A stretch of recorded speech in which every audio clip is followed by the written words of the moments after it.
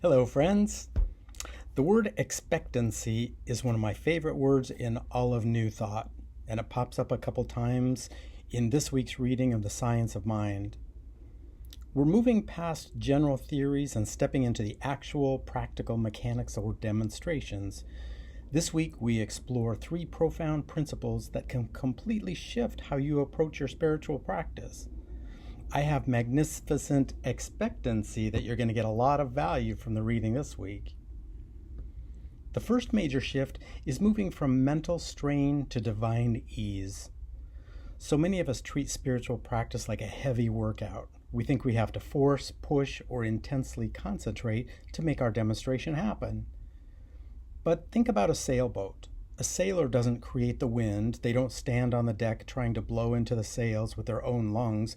That would be exhausting and completely useless. The wind is already there, blowing constantly and effortlessly. The sailor's only job is to rig the sail and to catch the breeze.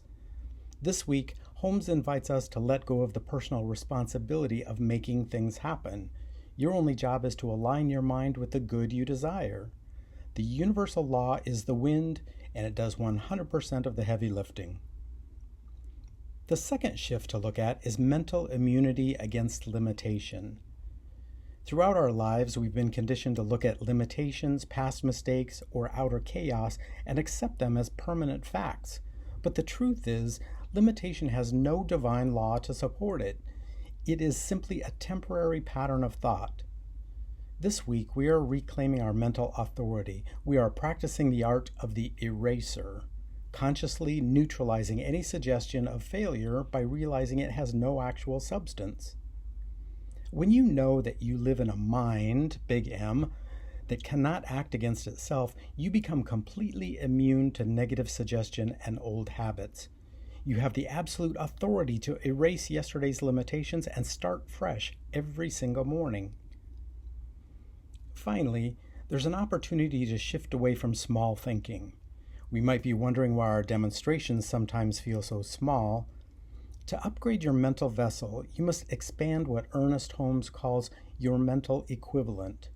And this week, we are given a beautiful, expansive exercise to do just that. We are challenged to actively contemplate the sheer magnitude of the physical universe. When you spend quiet moments meditating on the billions of stars, the vastness of the oceans, and the sheer extravagance of nature, your mind dilates naturally. You stretch your capacity to receive, moving from a consciousness of lack to a realization of infinite abundance.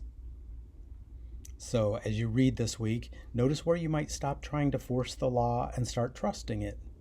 Rig your sail, pick up your mental eraser, and stretch your mind to match the grand scale of the cosmos. Let's step into this next half of our year with magnificent expectancy. Happy reading, everyone.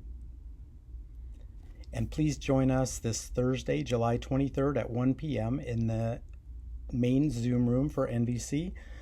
There'll be people sharing an interactive discussion, other readers of The Science of Mind. Let's find out what you're thinking.